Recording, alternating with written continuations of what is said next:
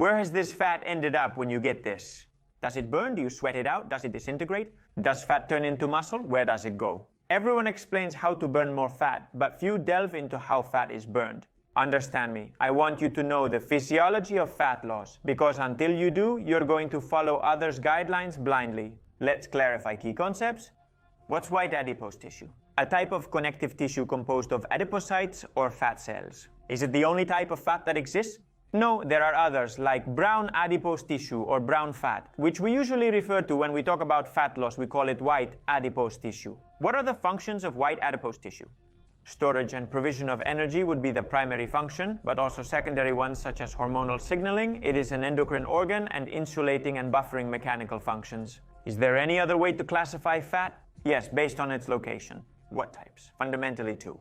The subcutaneous fat, sub is under and cutaneous, refers to the skin, is fat that is under the skin and is the one that usually bothers you because it is visible. And visceral fat, it's inside and among your viscera. It's the most health-threatening, but only visible through imaging tests. What is burning fat? Converting fatty acids into CO2, carbon dioxide, and water using oxygen. It's done by transforming fatty acids into CO2 and water with oxygen. How does your body remove CO2? The CO2 produced in cells travels to capillaries, blood vessels, reaches the lungs, and is exhaled. When you burn fat, you eliminate the excess from those metabolic processes by breathing. The fat you burn comes out through your nose and mouth. If you pay close attention to this wonderful slide, you will realize that the final destination of the free fatty acid is to enter the mitochondria, become acetyl coenzyme A, enter the Krebs cycle or tricarboxylic acid cycle, and generate adenosine triphosphate, CO2, and water. How can you maximize fat loss? By accelerating the rate of lipolysis and fatty acid oxidation and reducing the speed of lipogenesis, formation of fatty acids and triglycerides. So Borja, is the video done? Of course not. Let's remember the two key elements in the fat loss process and how to optimize them. You're at home watching the Netflix series of Little Nicholas and you decide to turn off the TV to go for a run. As soon as you start jogging, you create a clear energy demand because the contractile activity of your muscles is not free, it requires energy. Luckily, you have a lot of potential energy stored in your body, which your metabolism knows how to use, mainly glucose and fat. At low intensities, and especially if you're in shape, your body will prefer fat. Hence, during that first mile jog, your body will favor fat. Why? You store more energy as fat than as glycogen and glucose. Whenever there is time and metabolic facilitators, your body will prioritize fat. What do you mean by there being time? As you are learning in this video, the process of fat loss from when you take a triglyceride in the adipose tissue of your abdomen until the fatty acid is transformed into CO2 and water in the mitochondria, that process is long and tedious.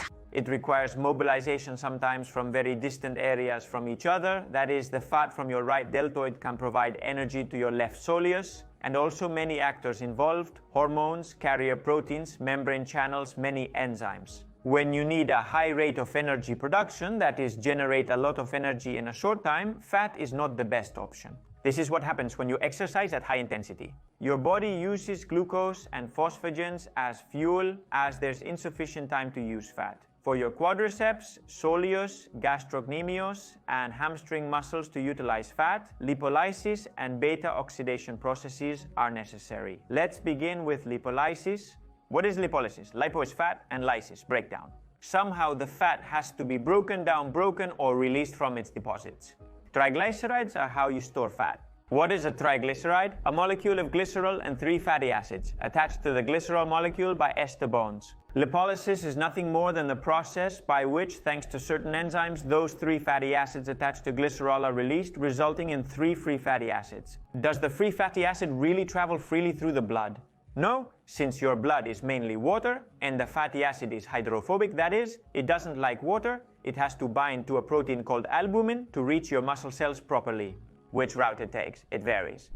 Using abdominal, interscapular, or gluteal fat differs. You can really use fat from any deposit that is properly vascularized. The fatty acid bound to albumin reaches the quadriceps via the femoral artery. What signals trigger the blessed lipolysis? Primarily, neurohormonal signals stimulate adrenergic receptors, specifically adrenaline and noradrenaline. And yes, they are mainly generated during high intensity, in which there is a lot of lipolysis but little beta-oxidation for the reasons I have mentioned to you. The body can't utilize fatty acids at high intensity. What else triggers lipolysis? Other hormones like GH, a growth hormone, produced at night during sleep. Cortisol, when there is a healthy cortisol production rhythm, which usually peaks in the morning. You've seen some elements that facilitate fat loss, like glucagon during fasting. Are there supplements that can stimulate lipolysis? Indeed, caffeine and other stimulants can mildly promote lipolysis. Any other process stimulators? The cold, by activating thermogenesis, stimulates lipolysis, but you would have to be very cold for this to be a considerable fat loss tool. Fasting and caloric restriction decrease insulin, a lipolysis inhibitor, and stimulate production of certain hormones, which is the key. You can generate all the lipolysis you want, but if your body does not use those fatty acids in a reasonable time period, they will be repackaged into triglycerides and happily return to your fat cells. This is called re-esterification of fatty acids. And it's a sad joke because we would end up just like before. The fatty acid enters the muscle cell via specific transporters. This is where the second chapter of the movie begins. Fatty acids beta-oxidation. How does beta-oxidation work? Once the fatty acids have been released, remember lipolysis, and have entered the sarcoplasm of the muscle cell, they must reach the mitochondria. There. The carbons of that fatty acid are progressively extended, generating acetylcoenzyme A and reducing equivalents, which are nicotinamide, adenine dinucleotide, reduced, and FADH2. We call this beta-oxidation. And having many carbons, fatty acids, especially those with a longer chain, generate a huge amount of adenosine triphosphate, at least if we compare it with glucose. The fully oxidized palmitic acid produces 130 molecules of adenosine triphosphate, a glucose molecule 36.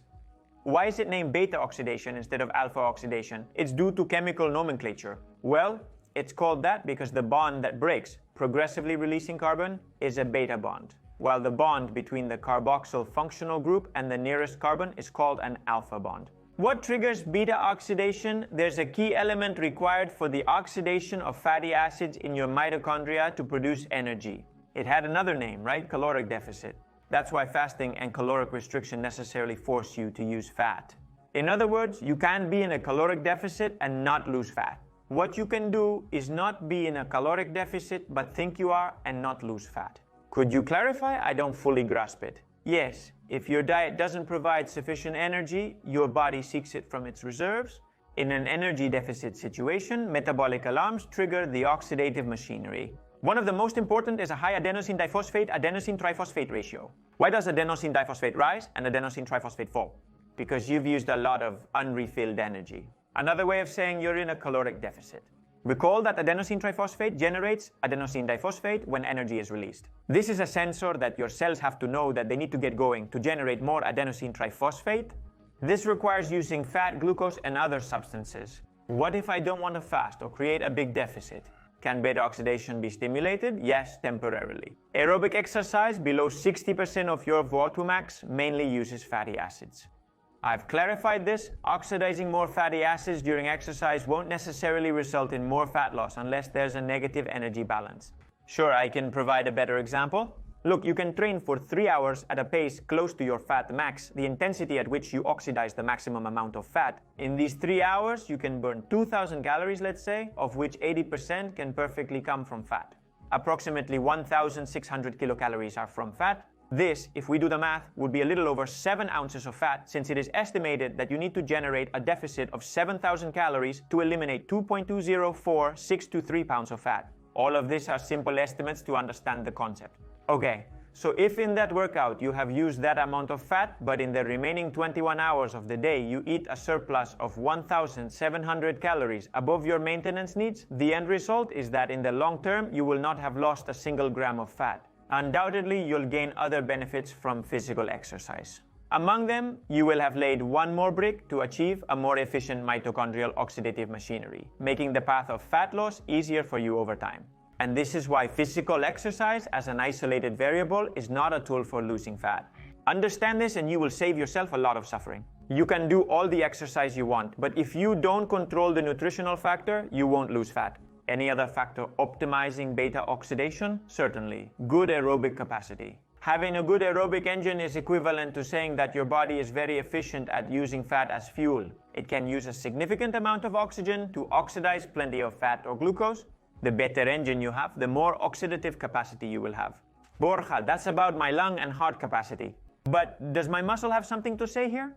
Do you recall where fatty acids were oxidized? In the mitochondria. What is the organ where the absolute largest volume of mitochondria exists? The muscle. Having good mitochondria is essential to be able to oxidize glucose and fatty acids well, and you can only improve your mitochondria by training, although there are other interesting secondary factors that we review in this video. That's all for today's video, hoping you now understand the fat loss process better.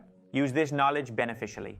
And remember that you can be part of this private mailing list where I will personally help you optimize your health with texts of less than 500 words. Big hug, thanks for watching, see you next video, keep empowering.